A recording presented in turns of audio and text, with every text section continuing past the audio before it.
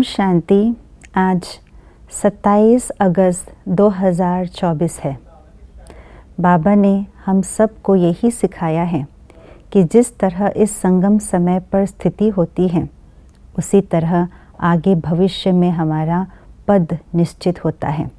तो आज के स्लोगन में भी यही बताया है कि हम जितना अपने स्थिति रूपी आसन में अचल रहेंगे उतना भविष्य के सिंहासन की प्राप्ति हम कर सकते हैं।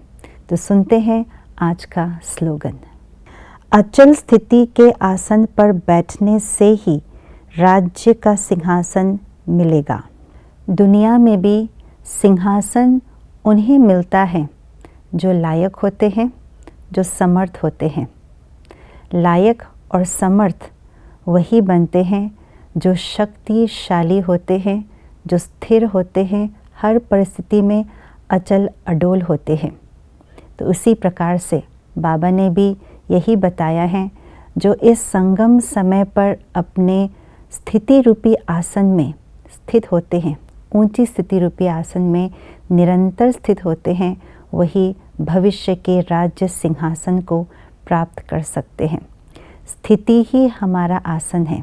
कई प्रकार की स्थितियां हैं, जैसे आत्म अभिमानी स्थिति है, मास्टर सर्वशक्तिवान की स्थिति है, बिंदु रूप की स्थिति है। ये सब योग की अनेक स्थितियां हैं। इस स्थिति में हम निरंतर बैठते हैं, मन बुद्धि को एकाग्रचित कर पाते हैं, एकटक होकर के उस स्थिति के सिंहासन में बैठते हैं, तो वही सर्व शक्तियों के अधिकारी बन जाते हैं। बाबा ने एक अव्यक्त मुरली में ये भी स्पष्ट किया है कि जितना जितना हम स्थिति रूपी सिंहासन में अचल रहते हैं, बिल्कुल अचल अडोल रह कर के स्थित होते हैं, मन बुद्धि इधर उधर डोलायमान नहीं होते, हिलते नहीं हैं, तो परिस्थितियाँ भी सिंहासन के नीचे दब जाते हैं। अगर उस परिस्थिति में थोड़ा सा हलचल आकर के उसमें उसको सामना करने लगते हैं तो परिस्थिति भी मजबूत बन जाते हैं और बड़ा रूप लेकर के आत्मा को सामना करने लग जाते हैं।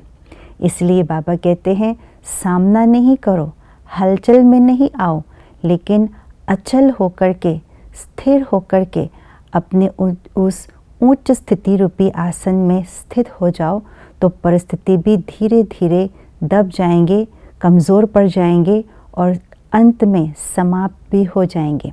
और ऐसी जो स्थिर आत्मा है, एकाग्रचित्त आत्मा है, एकांतवासी आत्मा है, वो शक्तिशाली होते हैं।